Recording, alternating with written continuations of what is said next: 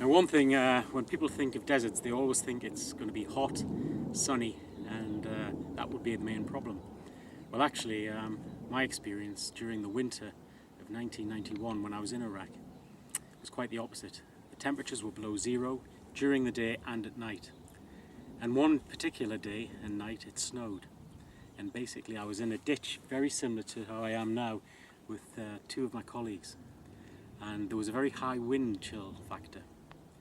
And it started to snow. And all we had was very similar to this uniform that I'm wearing now. Now I'll never be able to sum up the words of how cold it became, but all I can say is one of my colleagues died of hypothermia that night. He basically froze to death in the ditch. So one thing you must understand is always be prepared and never expect, the norm. Now another story there, when I was on the run, coming to the last few days, I hadn't eaten and had very little sleep for 7 days. I was actually lying up during the day, not moving, and moving at night under the cover of darkness.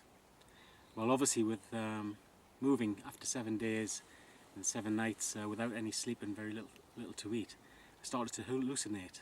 And my daughter was about 2 years old at the time, and every so often she would basically come in front of me and put a hand out, and I was trying to grab a hold of this little girl's hand and moving. And the hallucinations were that realistic. I could actually hear the rocks under her feet moving. But that's what gave me the strength to escape. It was the longest escape and evasion in SES history. I covered 200 miles, no food, very little water, and it took 7 days and 8 nights. I hope you enjoy the story.